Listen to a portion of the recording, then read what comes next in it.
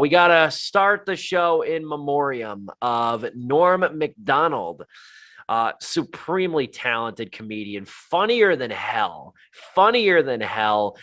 Canadian comic known for his deadpan style. He passed away yesterday at the age of 61. Was 61. very Chadwick Boseman-esque Yeah. insofar that he had cancer for years, and I don't believe it's come out what type of cancer he was suffering from. But Norm Macdonald had cancer for the last 9 years, but kept his diagnosis very private, only told his brother, some immediate family members, and his closest friends about it, because apparently, according to his brother came out and actually said today that Norm didn't want to be perceived differently after his diagnosis with his routines and his shows. He didn't want to be perceived any differently than he was. But this is a guy who's done a lot of stuff. Like I was familiar with a handful of stuff that he's done, and like a lot of it, but I didn't realize just how far back he went and like just how many different things he had. He had a sports show. He had his own sketch comedy show, obviously was on Weekend Update, obviously was on SNL, was part of that pack of guys, was in the Bob Saget directed movie Dirty Work, was in Screwed alongside Dave Chappelle. This guy had such a career. I mean, on top of a brilliant stand-up career, just a really decorated career in comedy, a lot of TV shows. And I totally forgot until like yesterday, he's the voice of Death on Family Guy. At least that very first episode where Death shows, because I think they brought Death back, but then they brought like a voice alike. But I think, because I I remember think looking it he's up. on a couple of them. I think he's on the early ones at Sure. least. The Yeah, yeah, early yeah. ones. It was Yeah, he was back when Family Guy was good and all that. I mean, which is true, but all I don't want to get true. into that. But yeah, no, those episodes, anything with any random episode with Norm Macdonald, X episode with Norm Macdonald is always a hit. Like it's always gonna make someone's list, a good list, and it's pretty impressive. He's got the career that I think everyone secretly wants, right? Because Mhm. you don't have the breakneck pressure of being a quadruple A star and all the crap that comes with that. But at the same time, you're just this extremely well respected, much adored, in a somewhat quiet way, very memorable person who looks like they can lead a normal life. Like, yeah, sure, you go into a bodega and then like hey, it's Norm Macdonald. But that's about it, you know? At least that's what I can infer. But like that's kind of the dream, like to be so well respected among comedians, as we can clearly see in in the aftermath.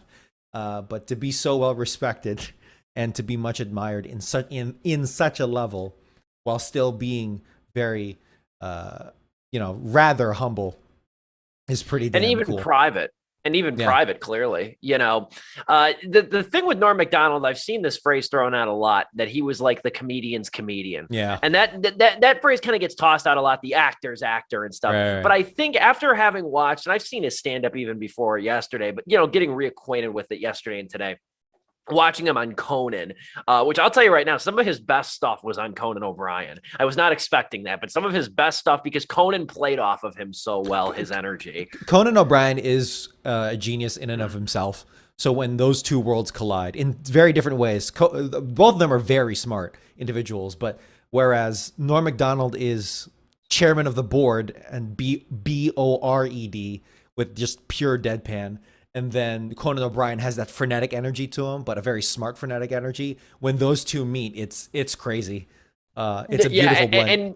and Conan like summons the audience to get more into it if they're not on the wavelength like Yeah. of Norm Macdonald, which is great. But like when I hear the term comedian's comedian, like Norm had this very laconic style of talking and delivering. He had that deadpan wit, obviously. The other thing, and I went back and watched the whole 8 minutes, and I completely forgot about this. Go back and watch his appearance at the roast of Bob Saget on Comedy Yes. Central. I Go back it's and watch that. there's That's epic. There's two their appearances. Either it's both the roast of Bob Saget, and I think he was hosting like the YouTube Awards or something. So, or maybe not YouTube Awards, but like some sort of crazy, like the most non Norm Macdonald thing you can think of.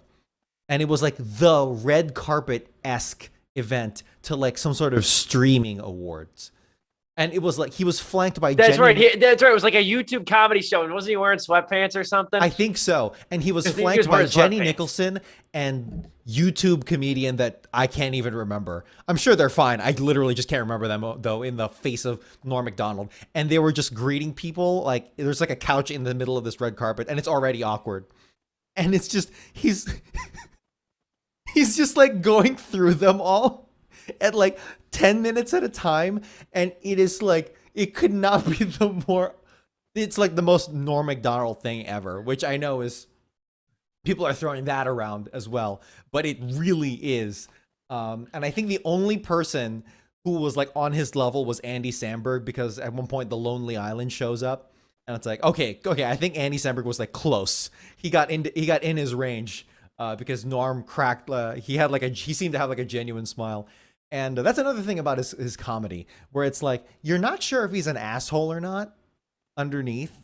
And like just his delivery and the way where it like sometimes he'll turn a joke around on the other person. He'll often be the punching bag, but if they're really asking for it, he will turn that around on the person in the most discreet way possible until like you don't realize it's happening until it's 5 minutes later and he's already thrown like 31 liners at the person, and it is fantastic. Yeah, he's got a really great way too of like, and you saw it at the roast where a lot of comedians, fretted over that awkward silence. He loved it. He would smile. Yeah. He would stand there frozen for like 15 seconds, just smiling after a joke, because he loved the way audiences were like, "Is that the joke? Is that supposed to be funny? Is that the punchline?" He loved that. The guy relished in it, and that is brave. You know how brave and ballsy you have to be as a comedian, because comedians are so used to, most of them, that rapid fire, laugh a minute, constant affirmation. Norm Macdonald didn't care. This guy would tell you a long, like the moth and the podiatrist joke, long 4-minute joke or whatever. Yeah. And it's like, really, we just got, it was basically the setup to a dad joke, really.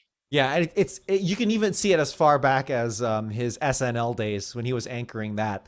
And it's like he'd tell a joke, usually about O.J. Simpson, but many others as well. Yeah. And there'd be just like, everyone would go, "Oh," and then like 5 hard seconds of silence, and you didn't know what was going to happen. And he's just ate up every millisecond of it. The executives are freaking out, which ultimately led to his firing.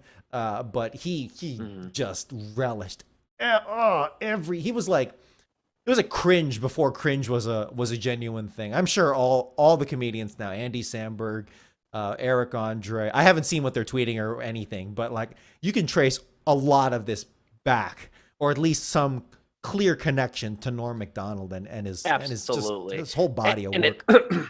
And it's evident by how many people are reaching out. Yeah. I'll leave with 2 quotes, or I'll end with 2 quotes that I liked. The one I liked, I saw, it was just a clip of Norm Macdonald, and he goes, I saw something funny the other day. Not funny, haha, like a Woody Allen movie, but funny as in strange, like a Woody Allen marriage. Yeah, and that was great. And then the other one was about this quote's been tossed around so much since he died. It's about the battle with cancer. Yeah. About the linguistics of like, now we say like he lost the battle of cancer, and Norm Macdonald's like, well, that's kind of mean, going out a loser.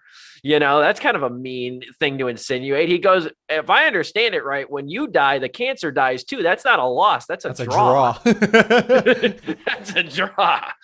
That's so freaking true, dude. And honestly, that's like one last parting gift to the world, because not like every cancer patient can use that, and rightfully so, because it's such a good line.